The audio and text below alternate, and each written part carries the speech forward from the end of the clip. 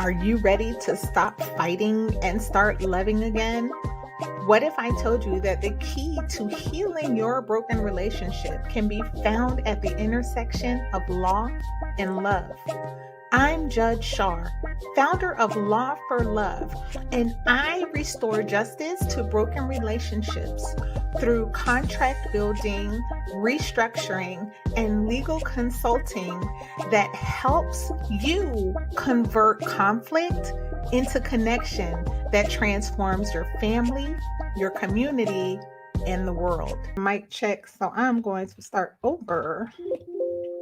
Hey, this is Judge Shar with Law for Love, and I have a question for you. Do you want to recover, rebuild, and reconnect after the ultimate betrayal in your relationship? Whether you were the one who was cheated on, but especially if you were the one who cheated, whether your spouse knows about it and is actively punishing you or throwing it in your face or becoming hyper vigilant about your every move,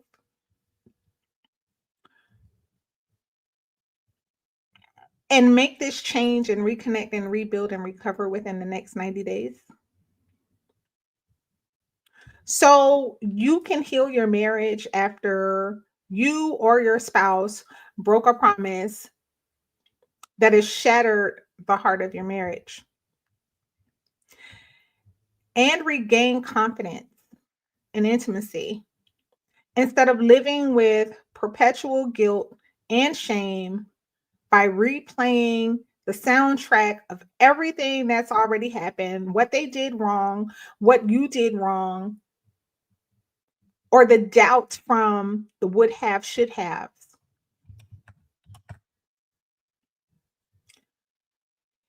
It's because trauma transformation is the most effective way to repair your relationship after adultery and recover intimacy and build deep connection.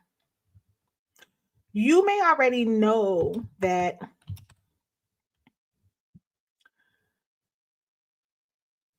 the problem in many marriages is that after the romance and the excitement are gone in a marriage, people begin to grow apart and fall into routines. So most people end up drifting apart, escaping into fantasy. And I can tell you, I've seen quite a bit of this after 14 years of navigating families through the family law system. My final year, the average marriage coming into divorce was more than 30 years. And for some people, they begin to live a double life when they just decide that they can find an emotional connection outside of their spouse because it's just not available in their marriage anymore. And the problem with traditional counseling, couples counseling, without dealing with the underlying spiritual and emotional contracts to help couples really deal with the root issue and begin to live more connected and more on purpose. Traditional couples counseling, it does help people to feel better in the short term, but it rarely results in lasting change without a long-term commitment to consistent therapeutic intervention and engagement. So most couples end up in a space where only one of the spouse, very often one spouse, is reluctant to even go to therapy. Many end up quitting therapy just after a few sessions. Or what ultimately happens to too many couples, myself included, and I'll share my personal story with you in just a moment. But many couples, after counseling, after therapy, just slip back into their old habits and the patterns and the behaviors that cause them to disengage from each other in the first place.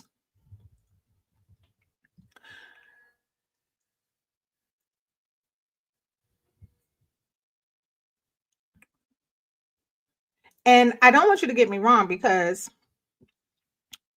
couples therapy is absolutely, I think therapy, everyone should have a relationship with a therapist. So what I'm saying tonight is not anti-therapy, but I'm pointing out one of the big chunks that's missing when people are looking to couples therapy as the fix, the only fix. The traditional way has been therapy.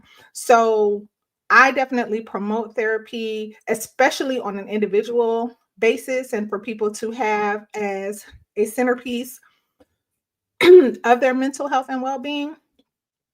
But I just want to point out, in the space, especially dealing with rebuilding from the loss of trust, the loss of connection, and ultimately someone having an emotional or physical affair, where therapy falls short for too many people, the same people who have called my law office and say, "We're done, we've already tried everything." And that's why I want you to know that trauma transformation is a process to avoid all of the shortfalls of the traditional approach that have brought thousands of people into my practice, beat up, defeated, feeling like nothing would work and nothing can work because the traditional route has not worked.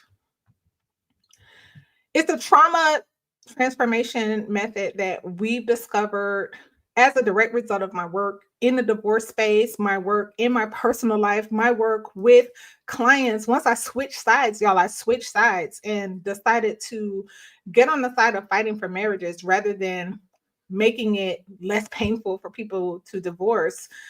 Our method identifies your existing internal and interpersonal agreements. So we're talking about contract law, which creates either an overly dependent dynamic in your relationship, or maybe even these extreme independence, rather than just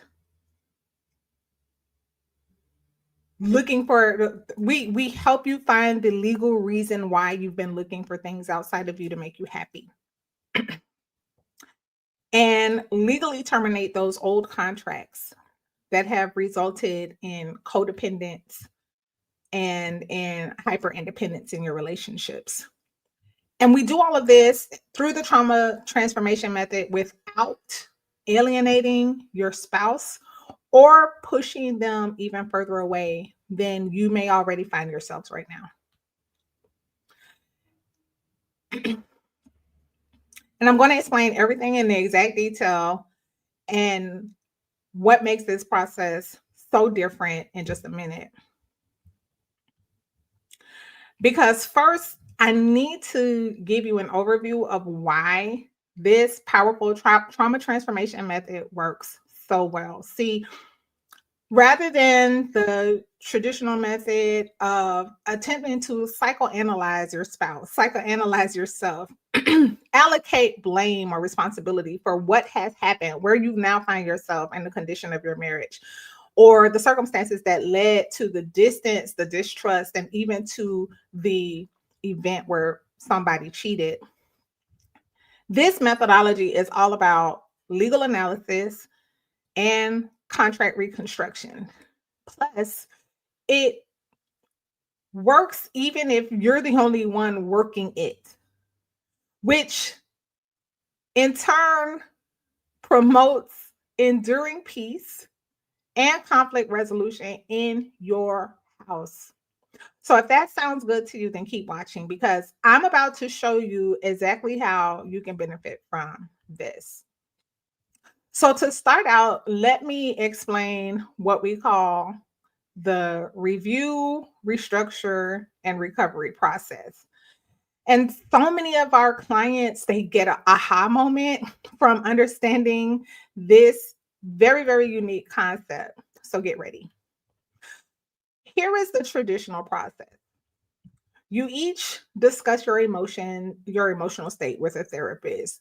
You each explain or defend your behavior to the therapist, and you're both stating your desires to outcomes for how to move forward through the therapeutic process. You each want the counselor to take your side and understand you and validate the way that you feel and the way that you're presenting your feelings.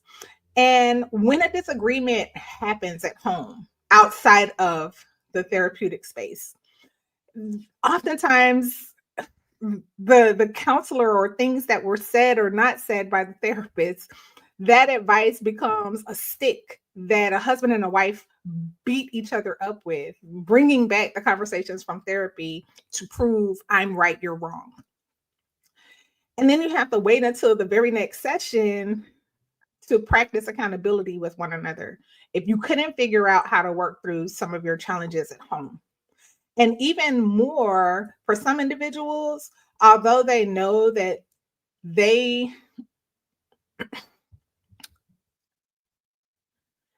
although they know that therapy can actually help them, not knowing how long therapy is going to take or the overall expense of therapy actually creates anxiety for a lot of people.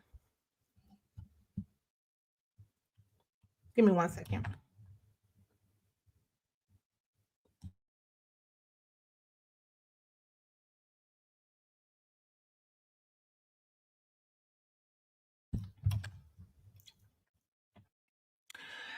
However, the better trauma transformation method, it actually helps you to practice legal problem solving. And these are the skills that all lawyers are trained to solve the world's most complex problems. Like, we actually walk you through that and teach you how to practice it. Uh, Convenience and access, because this is you practice as you learn, and you don't have to wait for appointments with a therapist to be able to go in and do the work that we teach you how to do. And you naturally become more attractive to your spouse without having to respond to these artificial checklists that a lot of people create in these spaces where we're trying to figure out how to get along better. So we say, well, if you do this and do this, I'll feel better. Well, you'll naturally, as a result of trauma transformation methodology, become more attractive to your spouse. uh, you actually confront and overcome your fears without feeling attacked or threatened. And then you also develop a balanced emotion with strategic thinking. You learn how to command peace and influence the atmosphere of your home. You grow an abundance of spiritual fruit as a direct result of a closer relationship with your creator, deeper spiritual insight and wisdom. And that fruit is something that everyone can begin to enjoy, yourself included. And you develop a deeper, more purposeful life as a direct result of the work that you're doing through this methodology. You show up with more patience, empathy, joy, no matter what is going on around you in your relationship and your circumstances. And so, if this is something that you want, then grab something that you can take notes with so that you can really get a firm understanding, because what I'm about to show you and walk you through each step of this process is absolutely game changing for every single marriage struggling with feeling disconnected, even if there hasn't been adultery. But tonight we are talking about adultery, and we're going to jump into some of the gory details. 1 second.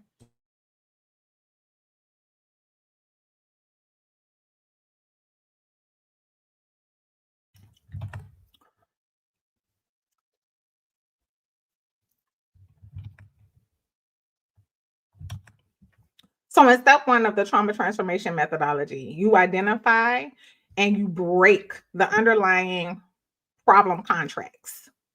And usually there are several of them. And those contracts are operating in the background with the power of law.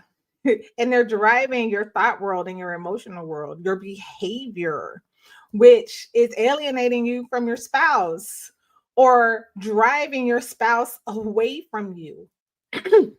So, as a result of step one, what ends up happening is that when you break your old limiting contracts, you create space or bandwidth mentally and spiritually to replace those old agreements with new favorable agreements, and you get rid of the contracts that have been driving the majority of lack and emptiness and pain that you've been experiencing in your marriage.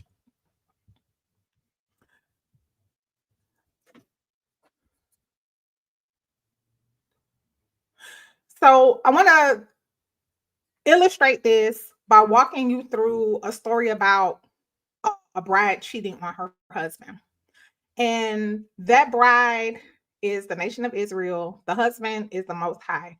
But I'm also going to tell this story parallel to myself, because the other thing that I share with you in trauma transformation is my journey through revealing to my husband an emotional affair that I was involved in. So I am also the bride, and I will be sharing both of these stories interchangeably. So before we get into the heart of the story about King Josiah, it's very, very important to understand that the Most High is the husband. As the king of the nation, he is the husband. He represents the husband. In fact, when you read the entire Bible is about a king and his bride. But I'm not going to go deep into that. But that is the overarching story. The big arc of the entire Bible is a love story about a king and his bride. And the nation, Israel, and the capital city of Jerusalem represents his bride. And this is a story of how the wife, represented by King Josiah in this particular reference point, came into the realization that the marriage she was in, she had been cheating on the king. She had not been faithful to the king. There was a realization made. So this story can be found beginning in the 22nd chapter of Second Kings. And this is where King Josiah, the boy king, right? He became king at a young age after his father's death. And the scripture describes him as a righteous king. And as king, he decided he wanted to make repairs to the temple. The temple was the centerpiece of the nation and very, very important to the life of the people of the book. And so he begins making repairs to the temple. And someone who was working on the repairs found the book of the covenant. In the book of the covenant, it represents the wedding vows that were made between the king and his bride. Like literally, go back and read it. This was a wedding and an exchange of vows. And the book of the vows was found. And the book was brought to King Josiah, and King Josiah read the book. And this is where King Josiah came into an awareness. Oh my goodness. We've been doing everything all wrong.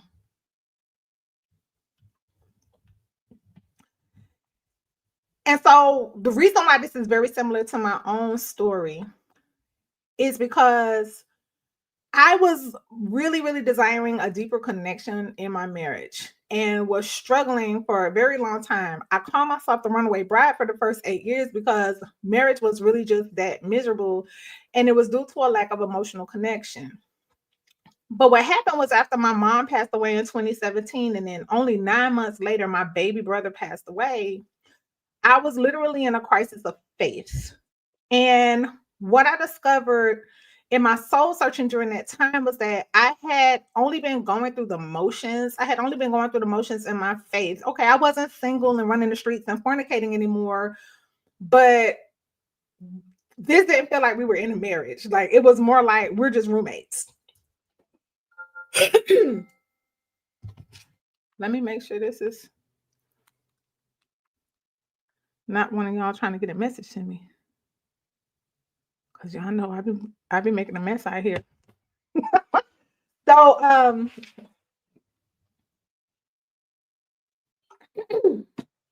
wasn't running the streets and fornicating anymore. We were going to church. I was serving in the church, doing the whole thing. Like, we were checking off all the boxes, y'all. And I was so miserable, and I was so disconnected. And I was so not connected to the Most High. And that's why when the pain of all of this death happened in my family, I really began to like look inward, and I really began to look back at the most high. Like, I need some answers. I need life to start making sense. And it was during one of our trips for vacation to Florida one year that I decided to read this book called Radical Honesty. And what I discovered about myself was that I was a complete hypocrite in my marriage because I had been keeping secrets from my husband. And they were actually cracks in the foundation of our relationship. Like, I'm demanding for him to do certain things so I could feel more connected to him. But at the same time, I had secrets. Like, I had a friendship with a man that he never knew and he never knew about. And I kept it secret because that relationship was an emotional affair. And this was the crack in the foundation of our relationship that I was contributing to why he and I were not fully engaged, fully connected, and why our intimacy was struggling. Josiah was born during a time when he had no idea what the state of the nation or the situation actually was. Again, he became king when he was only a young child. And like most of us who were born into our culture of hypersexuality, selfishness, and pride, we were born into this. And what typically happens is that husbands and wives, we begin to drift apart as a result of these things and these issues, which are deeply ingrained in the culture, and these signals that we're constantly getting hit with, and these ideologies for us to seek happiness from a selfish place, especially when we feel certain ways. We rationalize things on the way that we're based on the way that we're thinking. And I imagine that Josiah thought that all was well in the kingdom. But that day when he read the wedding vows, when that book was brought to him in the 22nd chapter of Second Kings, it hit him just how far the bride had fallen away from her king, how far she had fallen away from her former glory. And in the very same way, I found that what I was complaining about in my husband, where I felt like I was missing from our marriage, had more to do with my own internal condition than it had to do with anything I felt he was or was not doing for me on the outside. And that's the response that we see from King Josiah. So in step 2, what you do is you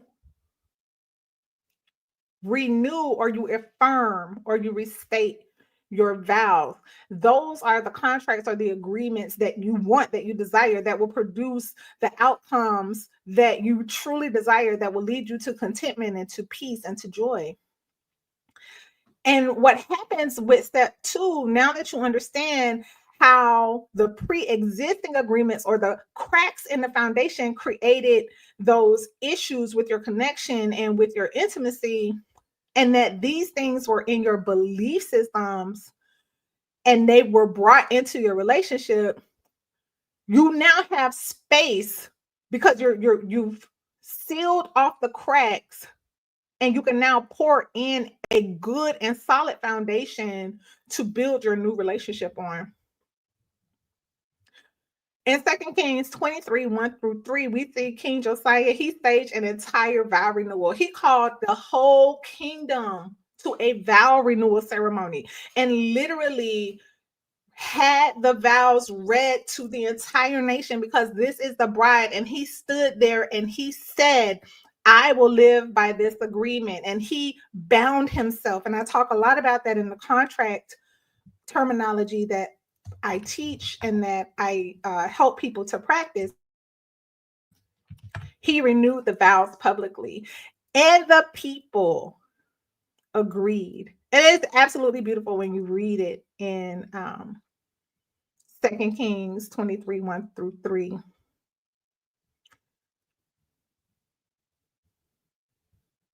During this season, in my own awakening and renewal of my relationship with my Heavenly Father, and dealing with my own spiritual hypocrisy and self-righteousness, because that's where I was. That was my state at that time. The basement in our home was literally flooding. Every time we had heavy rains come in, our basement would flood. And this had actually been going on since the very first year we moved into our home. But we just kept dealing with moving the furniture out of the room that got flooded and drying out the wet carpet and just praying that the rain would come to a stop and then we could deal with another 9 or 10 months without having to worry about the rains. That's literally how we were living. We were just drying out the carpet and moving the furniture. And it was during this same time that I made a promise to only tell the truth. Remember, I told you I read that book, Radical Honesty. I made a commitment with that book. And the book is actually written. I don't know if this man is I don't know what his faith system is, but he be dropping some F-bombs and stuff in the book. The book is absolutely powerful book. And I made a decision. I said, you know what? I'm only going to tell the truth from now on. And I made that decision that year in Florida during vacation.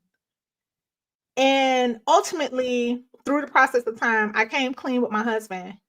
And I gave him the scoop about everything that he didn't know, all of the secrets that I was keeping. And this was like what happened with us and the issue in our basement.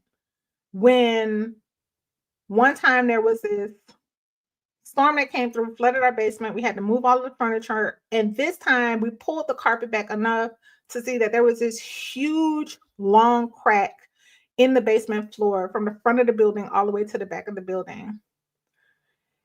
That crack in the foundation. And once we discovered that issue, we had the information we needed to actually get the proper repairs to just put an end to the flooding.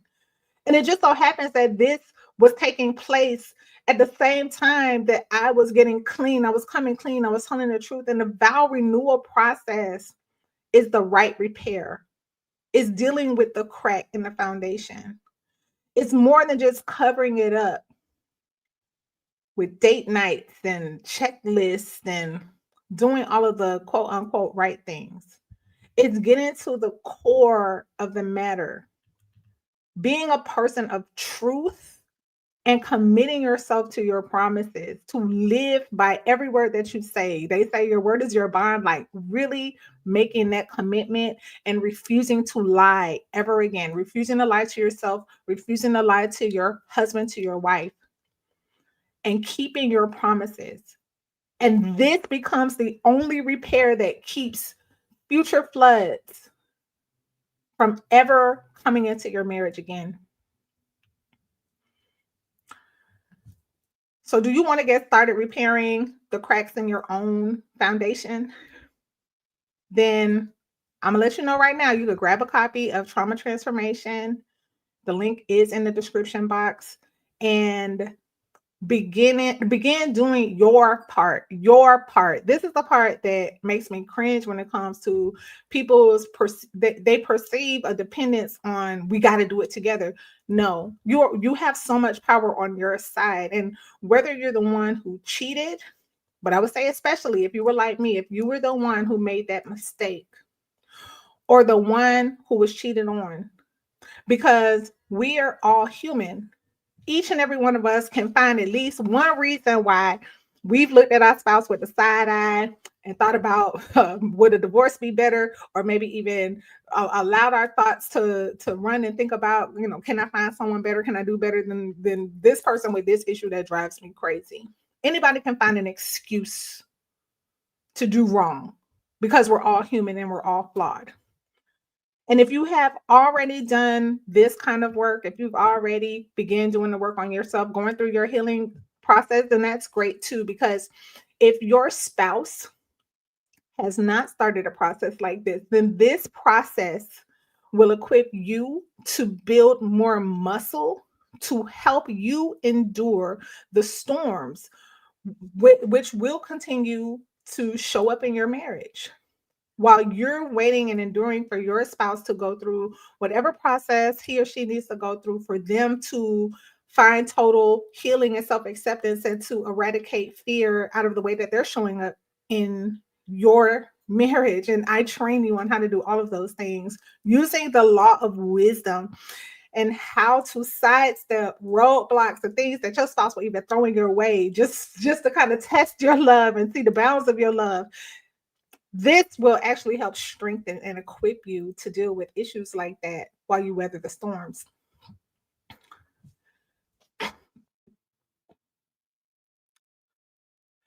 So, in step 3 of the trauma transformation process is when you take any and all necessary action that is consistent with your vow renewal, and which communicates to your spouse that you are committed to your vows and your future as husband and wife.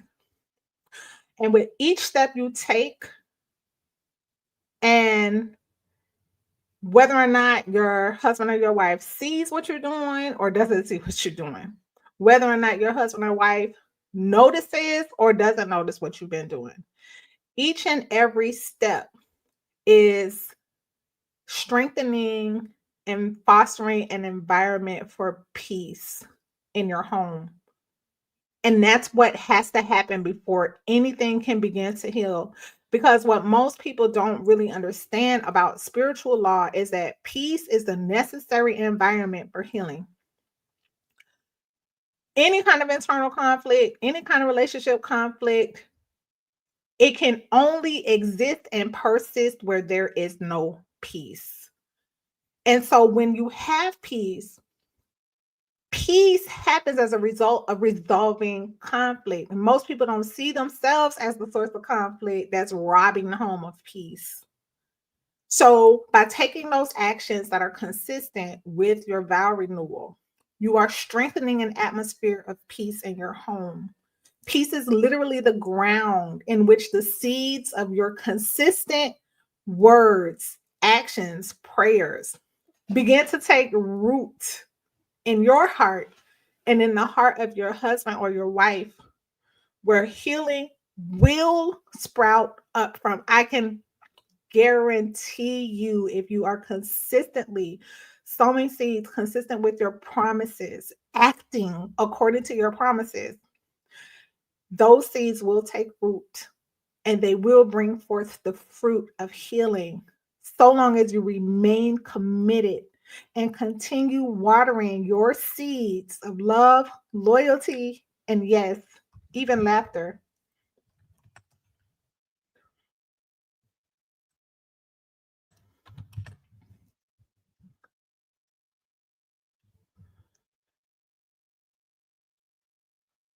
And so, again, King Josiah is the perfect picture of how you address adultery. What is the proper response when adultery is exposed, when it has been a part of the picture, whether or not you've even come clean, whether you got caught in the act, however this goes down? King Josiah is the perfect model for the proper response to adultery, because throughout the remainder of the 23rd chapter of Second Kings, King Josiah goes in.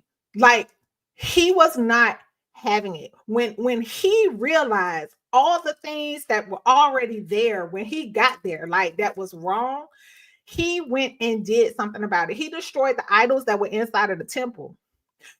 He went and tore up the shrines that were out on the streets. He demolished shrines that were on the tops of mountains. He went and dug up graves and set bones on fire and put them to ashes. He executed priests who were complicit, who were accomplices to the adultery, the idolatry of the nation that had caused the nation to fall so far from grace. He went through all from the highest mountain to the lowest grave, tearing up every evidence, every shroud of idolatry, these acts of adultery against the king. And again, just kind of tying in my own story, I went through the exact same process. My husband, he wanted me to change my phone number. I had this phone for like 20 years, and he was like, "Yeah, I want you to change your phone number." And I was like, "Fine." I'll change my phone number. And then I even took it a step further. I went back to my social media page, and if it was anybody on there who ever got close enough to me, you ain't just a regular friend, you like a friend that's hoping not to be just a friend. There was no reason for us to be friends on social media. I went and unfriended everybody. And I wasn't taking any chances. I had hurt my husband deeply. He had completely been shattered by what I revealed to him. And I didn't even have any guarantees that we were going to be able to make it through that season of our marriage. And again, I share this in trauma transformation, my whole story and how I even got to this point, because I understood that he was going to need space to heal.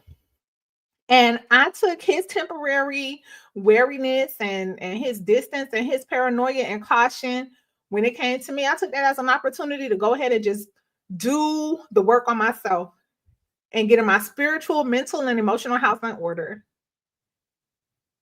For some people, practicing the Josiah method might mean changing your subscriptions or changing your accounts or unfollowing certain content or changing your habits and your routines that lead to little secret little habits and behaviors that you got going on that's giving birth to cheating behaviors and hurting your spouse.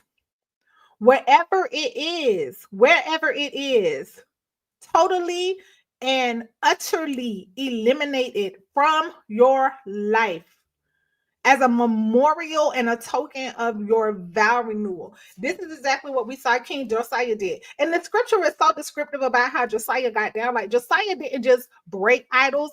Josiah ground idols down into dust. He was not playing. He was not leaving any tangible evidence of the adultery behind. When he realized that the bride was caught, the bride was in trouble, the bride had been judged for cheating on the king. It in several different of those accounts, and it goes through all these lists of all these different gods and their locations. He grounded them to powder. He was not playing. He was turning stuff into ashes. And that's the attitude and that's the mentality you have to have when you are the one who has violated your marriage, when you are the one who has betrayed your husband's trust or your wife's trust, when you are the one who stepped out. Then Josiah's example is the only response that is the appropriate foundation for restoring trust in your marriage. So, trauma transformation, because again, I walk through this, y'all, and I help couples through this. It helps you to identify the cracks in your foundation of your relationship. It helps you to repair the cracks and pour a new solid foundation to rebuild your house on and build a new home for your marriage where peace remains and healing thrives. Plus, the laws you learn and practice bring new meaning and purpose to every aspect of your life. So, if you are ready to repair, renew, and reconstruct your relationship in a very deep, authentic, and meaningful way, then grab your copy of Trauma Transformation today. And I also have like a little special treat for y'all, but I don't want to not say this. I came clean with my husband in 2018. By that time, y'all, the stuff that I did was years behind me. I want to say like my last contact with the person, my secret friend. That last contact was like 4 or 5 years before my big reveal. And we walked through this process since 2018.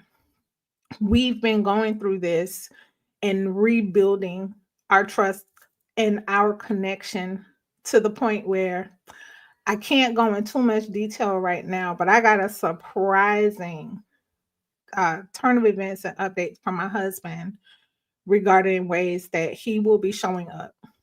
Um, here in these spaces alongside me, because y'all gonna hear from his mouth how much this has changed. This trauma transformation that I'm talking about right now, this is the process why my husband was able to look at me and say, I think I like you now. Because he now has a wife that commands peace, a wife that has rebuilt trust with him, and a wife who is more emotionally sound and able to get out of my feelings and deal with the issues in a way that I'm working with him and not against our marriage. And so, for the ladies, I do want you to know that if you've already read the book, because I know some of you have already gone through this process, the book and everything, I want you to know that I got a special little treat that I'm kind of working up for us. So if you are interested, the first 25 ladies who type text to me, I'm in. If you type in I'm in to the number that's on the screen, I want to personally invite you to a special VIP experience that I am hosting, but it is going to be very discreet. It's going to be very intimate, and I want to tell you more about it one-on-one. So with that, that is all I have on that one. Thank you for bearing with me through some of my technical stuff. I got a little outro for y'all, and I will see you really soon. Love you. Always remember this: the destination is love, and the journey is love. And it is love that conquers all fear and transforms our world. Hey, if you were blessed by this content, please like it, share it, and subscribe. Follow us on social media at Law for Love ATL. And we bless you and thank you for all of your support.